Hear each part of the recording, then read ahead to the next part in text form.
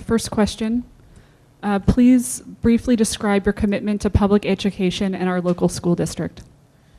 Sure, thanks. I'll take this in two sections. And first, I'll discuss my commitment to public education. And second, my commitment to Emeryville and its students. So first of all, I have a deep personal commitment to public education. We talk a lot about social safety nets, like Medicare and Social Security, but public education is too often left out of that discussion. I think it's one of the most important social safety nets, and it's one of the first that we encounter as we go through life. If you as a student have a negative experience in public education, not only are you not going to be prepared for life, but you might be less trusting of society in general. I'm a product of public education, and I had a great public education experience.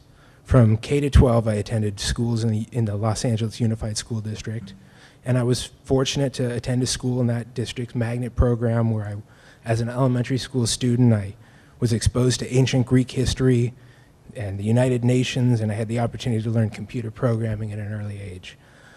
School became particularly important for me midway through elementary school when my parents divorced and home life became a lot more complicated. School became a source of stability and consistency in my life. It's where I ate 2 meals a day. It's where I got to see my friends every day. It became a major source of pride for me. It gave me the opportunity to express myself and engage and grow. In high school, it became even more important to me. It was a challenging time in my life, and public school was there for me. I was saved by that safety net. I had teachers who had the intuition to know that things weren't right and open up opportunities for me. I had a high school counselor who was there to explain the roadmap to college and help me negotiate fee waivers and the SAT and college applications. And I'm really privileged to have this experience that I did. And it really breaks my heart to know that today very few public school students are going to have similar experiences. I think the primary reason for this is America doesn't prioritize public school. We take action, unless we take action and advocate for our public schools, things are going to continue to get worse. Funding will get chipped away, rerouted to charter schools and private schools and other things. And I'm applying to stop that. As for my commitment locally, my wife and I moved here to Emeryville in 2010. We liked it so much that we've decided to raise a family here. We have 2 kids, one who's a kindergartner at Anna Yates, and a 3-year-old who we intend to roll at Anna Yates when the time comes. So I think that demonstrates my commitment to Emeryville, our city.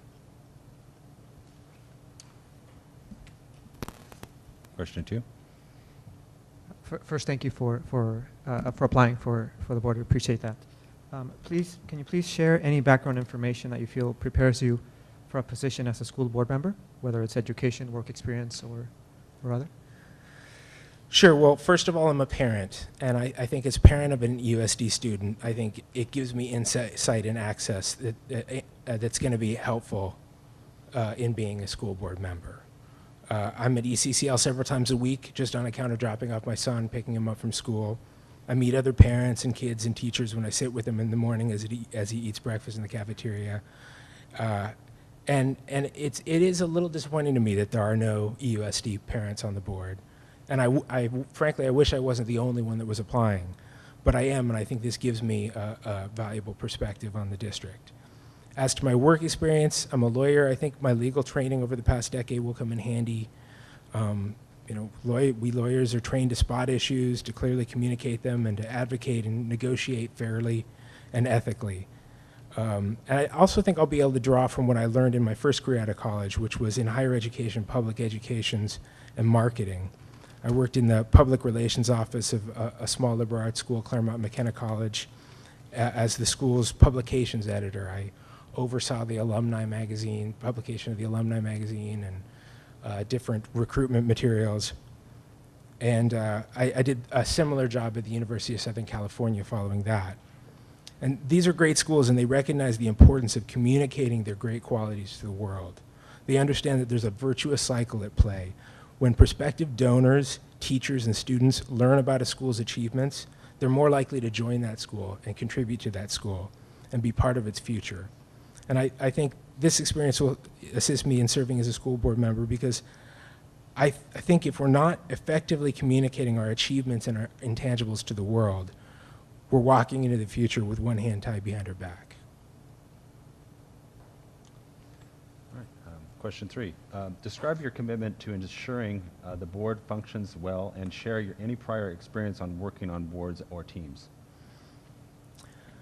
Well, I've previously in my publications career, I reported to an editorial board for the magazine that I worked on. Much later, after I began my legal education, I served on the editorial board of the California Law Review, which is the UC Berkeley's flagship law journal. I'm involved in several internal committees at my law firm, and I'm active in some nonprofit organizations. And I've learned a few things from these experiences. One, it's important to be prepared. When you aren't prepared, you waste your time and you waste your colleagues' time, and you make ill-informed decisions. 2, I think it's really important to listen to others. I think when you're prepared and you're actively listening, it's easier to resolve disagreements when they come up. 3, I think it's important to have good data and make your decisions based on that data rather than on hunches. 4th, I think when you join an organization with a history and with long-range goals, you have to understand your place in that history. When you join a board, I think often the natural inclination is to channel your energy into making some sort of mark, to really putting your mark on that board by launching new programs and new initiatives. And I think when there's regular turnover, that leads to a lot of half-finished, abandoned projects, wasted energy, and mission creep. So I think you have to view time and energy as assets and really understand the investments of the people who have come before you. Rather than making your mark by ignoring or burning down the achievements of your predecessors, I think you have to make your mark by building on those earlier achievements. And finally, this is connected to my last point, but I think it's critical to leave a thorough record for future team members, so those that come after you don't necessarily reinvent the wheel. So I think those are the things I've learned, and that's how I would contribute to a well-functioning board. Thank you. Question number 4. How does the board's role differ from that of the superintendent? The school board governs and the superintendent manages. I think the board's role is to represent the interests of all students, parents, teachers, and Emeryville residents, and to oversee the superintendent, give the superintendent someone to report to, and to ensure the district is meeting those interests. The superintendent serves as the board's chief advisor, and as the district's educational leader, manages the district's day-to-day affairs and ensures the board is informed about the district operations and activities. I think the board's important because it ensures the superintendent and the district as a whole is accountable to the voters of Emeryville and is serving the interests of the students.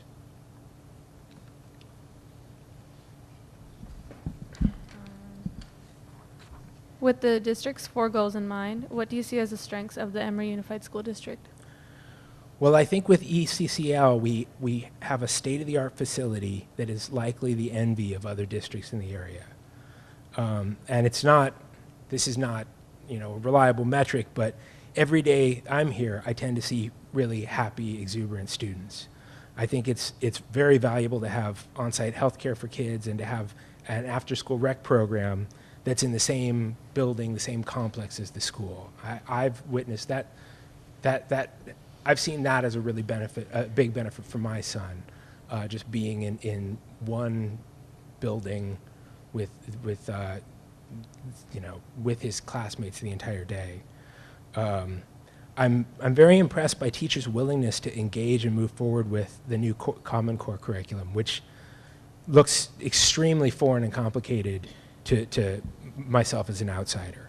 I think it's great that the teachers are really kind of digging in and figuring this out and explaining it to parents.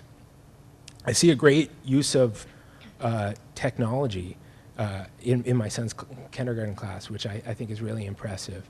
There is an app called Class Dojo, which Mr. Pippin uses, my son's kindergarten teacher, and I can log in. I get these notifications I find out how my son's doing during the day, I get notifications from Mr. Pippin when he needs school supplies. I see today Ashby got a 100% positive for the day. He lined up, cleaned up, followed directions, participated, and sat still. That's kind of a special thing. There's not a lot of 100% days for Ashby, so that's great. But I think it's great that we've got these teachers who are just really engaged and really just kind of not afraid of the future and really using these tools. And I think we're starting to see some of the synergies that I think the architects of ECCL were seeking out. I gave this example the last time I spoke, but I think Election Day was a really great example of that. I was here at it's hard to talk about Election Day without getting a little teary. I was here for Election Day because it's a polling place. So I was here early in the morning to vote. I then showed up in the afternoon to pick my son up, and he told me that he voted too. He voted for Hillary Clinton and to save the environment. And talking to other parents, I learned that there was kind of a elementary school wide vote that happened on Election Day that was run by the third graders. Not only were there voting booths, but there was exit polling that was done. And so I think just this great conflux of activity. You've got different students at different levels learning different things and working together, and all important, on a very important day, part of this important American tradition, this American institution of voting. So I do see, I think those are some instances of how I think Emery Unified School District is showing its strengths. With the 4 district goals in mind, what do you see as the areas most needing improvement in the Emery Unified School District? Well, I think one of the biggest areas of improvement, that one of the things we need to do is we need to solve the problem of attrition at the middle school and high school levels, and overcome some of the reputations that we've had in the past. We're never going to be a full-service community school if we drop out of students' lives too early on. And this is a difficult problem. It's a chicken and egg problem, because if we retain students, then we retain funding, and we have more money, and we can be a better school. If we don't retain students, we've got to figure out a way to break the cycle and to just retain more students. I think moving Annie Yates and Emery Unified into one building, I think that might have been motivated by that retention issue, and we'll see if that plays out. But I think we've got to do other things too, to just make sure, get more kids to start at K and in 12.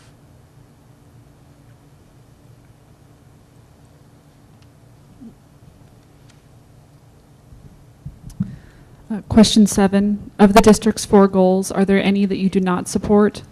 Do you have any additional goals you think should be considered? I think the goals are great. The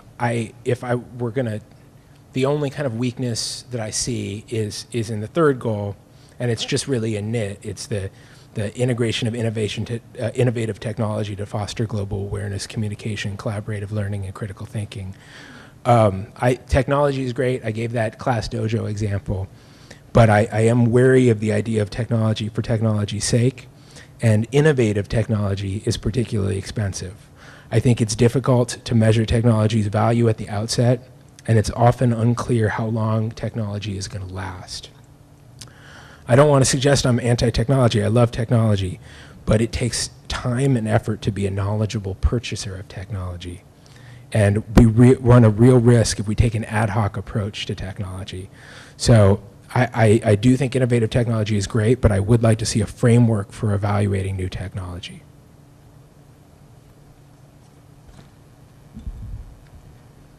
Are you aware that the district is striving to be a full-service community school, and what does that mean to you? I am, and my understanding is that a full-service community school is one that encourages coordination of academic and social and health services through partnerships among public and secondary schools and other community organizations. I'm aware of ECCL and the goals of ECCL, which of course is a large-scale partnership between Anna Yates, Emery High, and the city to offer those services to children. I think it's a fantastic philosophy. I'm going back to my answer on the first question. I understand how important it is to make sure that basic needs are met for all students. If kids are sick or hungry, they can't achieve. And I don't think those needs are limited to school day and school hours. I think students need a school that provides for them in the afternoons, in the evenings, and on weekends.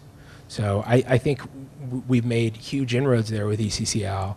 Every time I drive by at night, I see stuff going on in the classrooms. I see people playing on the basketball courts. But I'm eager to see the ECCL play out in full. Question 9, last question.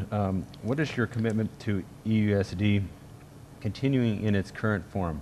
Why or why not is this important?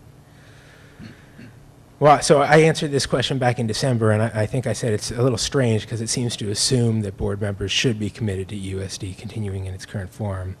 I think our commitment should be to serving the students at Emeryville, not to an abstract entity. I've looked over the EUSD 4 goals, and I don't see anything about commitment to maintaining EUSD in a specific form. And I think it'd be odd if that were one of our goals.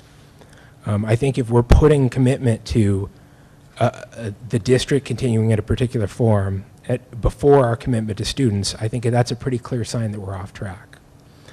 But I will say with confidence, I'm absolutely 100% committed to strong, healthy, vibrant public schools in Emeryville.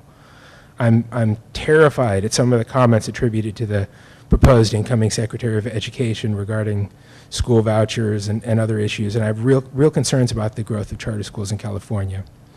I think it's absolutely critical that students in the district have access not only to a first-rate education, but to a first-rate public education. I know that some people in the community, including some parents, have suggested some major changes to EUSD, including steps to merge EUSD with a neighboring public school district. And I understand why this is attractive to some people. Berkeley School District has a great reputation. It's a good brand. It could help us with what I've kind of called our marketing problem, our chicken and the egg problem, this preconceived notion that our schools are not that good. But I think there are far less radical ways to solve that marketing problem than dissolve a school district. I don't think we should make a change like that for branding. There's major downsides that might not be readily apparent. For one, it'd take time and effort and possibly money. It would mean getting rid of a real hyper-local government here in Emeryville, a district that's dedicated to serving fewer than 1,000 students. That kind of local oversight and accountability is something that so many people want and don't have. As a product of the LA Unified School District with hundreds of thousands of students, 600 schools, Emeryville Unified School, Emery EUSD seems almost utopian. If our problem is partly a marketing problem, then there are marketing solutions that are currently at our disposal. For instance, if we wanted to start fresh with Emery High School, one way we could signal that fresh start is by changing the school's name. I don't think Joseph Emery would mind. He still has a city named after him, he's got a street named after him, and as of last year, he's even got a skate park named after him. Perhaps there's a name out there that would better inspire and reflect the students of the district. Barack Obama High School, Barbara Lee High School. A change like this could go a long way to solving our marketing problem and could make the school something that students are more excited about being a part of. So, in short, I have a healthy share of skepticism of any I'm sorry, your 3 minutes was up on that Sure. one. Thank you. Any final comment? Well, do I still have time? Well, it was I 3 should minutes ask, per how much question. time does he have? So if you want to give each candidate 3 minutes for anything you want final. to say at the end, Yes. that's up to the board if you want to do that. Okay. I'll just close briefly by telling you why I applied. and it can be traced back to a single date, which is the day after the election, November 9th. I sat in my office, and I was unable to work, and I was just, overcome with feelings. I was surprised by the result. I felt angry. I felt scared. But more than anything else, I felt guilty. I felt guilty for two reasons. I felt like I had contributed to this sad state of affairs through inaction. Healthy societies, those that know and respect their neighbors and believe in the value of human lives, don't elect tyrants. I think one of the reasons why we have the precedent we do is because too many people ceased engaging in their community. So I decided I needed to make a change and get active and stand up for what I believe. The other reason why I felt guilty is that as a middle-aged white male, I actually stand to benefit, at least in a short-term way, from the new administration's terrible proposals. So I decided, as a way to give back and represent the students of our district, I was going to apply for this position. And I'm not a perfect candidate. I think the perfect candidate would be an EUSD parent who, like 70% of the population, is a person of color. But if you select me, I promise to put the interest of students first. In fact, even if you don't select me, I'll find other ways to get back. But I hope whoever you do select shares my commitment to those students and pushes the board to put students' interests and well-being first. Thanks. Any follow-up questions? It's up to you. Any? No? Yeah. Thank you very much. Thank you very much. Thank you, Mr. Byron. Thank you.